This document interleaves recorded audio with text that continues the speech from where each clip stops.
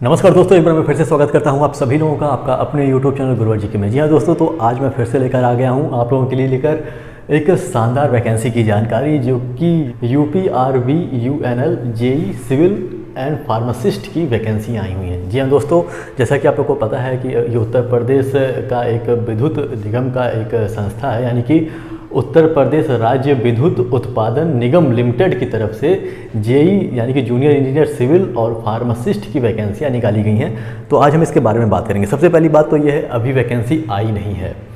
Application form जो इसका है वह 29/8/2022 से यानी कि 29 अगस्त से ये फॉर्म भरा जाना प्रारंभ होगा और 19 सितंबर 2022 तक आप इस फॉर्म को भर सकते हैं। तो आप लोग इंतजार करिए और आप लोग इस वीडियो के माध्यम से जान लीजिए कि आप इस योग्य हैं या नहीं हैं, कौन कौन सी क्राइटेरिया क्या क्या होनी चाहिए, कौन कौन से एजुकेशन क्वालिफिकेशन क्या होनी चाहिए, एज लिमिट, सभी चीज़ें मैं इसमें बताने वाला हूँ। तो चलिए शुरू करते हैं। टोटल पोस्ट की यदि मैं बात करूं तो बहुत ज़्यादा नहीं है, 31 पोस्ट निकाले गए हैं, जिसमें से जूनियर इंजीनियर सिविल की 27 पोस्टें निकाली गई हैं टोटल, जिसमें से अनरिजर्व की 9 पोस्टें हैं, ओबीसी की 9 और एससी की 6, एसटी की 1 और ईडब्ल्यूएस की 2 पोस्टें निकाली गई हैं। वहीं हम फार्मासिस्ट की बात करें तो 4 पदें इसमें केवल निकाली गई हैं। वो भी देखिए, अनरिजर्व के लिए इसमें कोई पोस्ट नहीं है, ओबीसी के लिए 2 पोस्ट है, एससी के लिए 1 और ईडब्ल्यूएस के लिए 1 पोस्ट है। यानी कि सवर्ण मतलब जो गरीब सवर्ण है, केवल उनके लिए बस 1 पोस्ट दिया हुआ है यहाँ पे। अनरिजर्व में कोई पोस्ट नहीं है। कुल मिलाकर 4 पोस्ट यहाँ पे मौजूद है।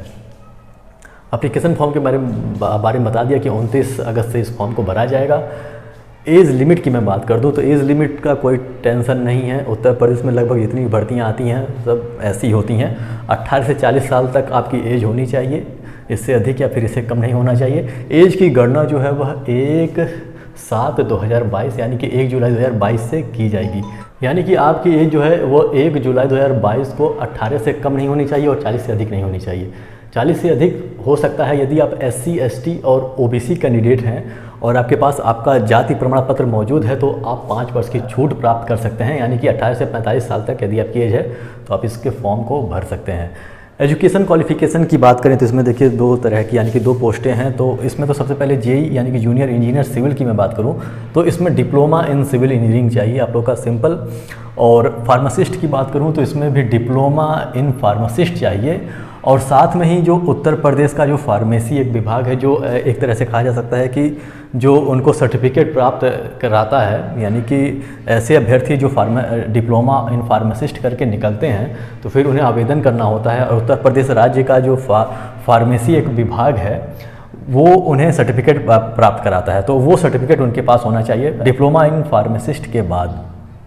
बस यही चाहिए। एजुकेशन क्वालिफिकेशन बहुत ज़्यादा कोई खास नहीं मांगा गया है, विषय की विशेषज्ञता को देखते हुए बस यहाँ पे क्वालिफिकेशन मांगा गया है। फीस की मैं बात करूँ तो जनरल OBC EWS की कैंडिडेट्स की बात करूँ तो 1180 रुपये इन्हें अदा करना होगा। और यदि SC ST कैंडिडेट हैं तो 826 रुपये उन्हें अदा करना होगा। और PWD कैंडिडेट्स को यानी कि दिव्यांगजन को केवल 12 रुपये अदा करना होगा। इसका जो सिलेक्शन प्रोसेस होगा वह मुख्य रूप से बहुत साधारण इसका सिलेक्शन प्रोसेस है। एक तो CBT यानी कि कंप्यूटर बेस्ड टेस्ट एग्जामिनेशन होगा आपका, और डॉक्यूमेंट वेरिफिकेशन होगा। उसके बाद आप लोग का सिलेक्शन कर लिया जाएगा।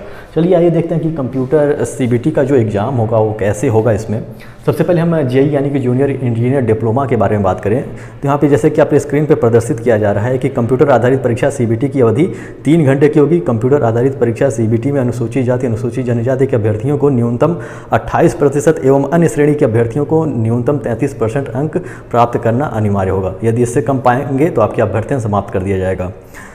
इसमें बताया गया कि प्रश्न पत्र 2 भागों में बटा होगा। प्रथम प्रश्न पत्र में आप लोग का जो सिविल इंजीनियरिंग से संबंधित यानी कि जो डिप्लोमा का कोर्स होगा, जो आपने पढ़ा है, जो सिलेबस होगा, उसी से संबंधित 150 प्रश्न इसमें पूछे जाएंगे पहले पार्ट में। और प्रत्येक गलत उत्तर के लिए 1/4 अंक काट लिया जाएगा। और जो दूसरा भाग होगा जिसमें 50 प्रश्न पूछे जाएंगे, उसमें वस्तुनिष्ठ प्रकार के प्रश्न होंगे। 50 प्रश्न आएंगे जिसमें कि सामान्य हिंदी, सामान्य ज्ञान एवं तार्किक ज्ञान से संबंधित प्रश्न इसमें पूछे जाएंगे।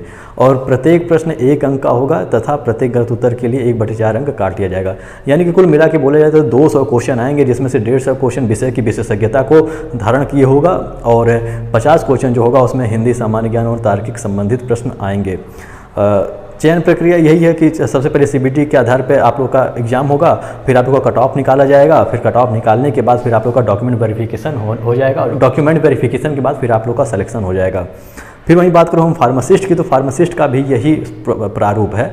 इसमें देखिए कंप्यूटर आधारित परीक्षाओं का CBT का, जो कि 3 घंटे का होगा। इसमें भी देखिए जो अनुसूचित जाति रहेंगे उनके अभ्यर्थियों को 28% प्राप्त करना होगा और अन्य श्रेणी के अभ्यर्थियों को 33% अंक हासिल करना होगा न्यूनतम।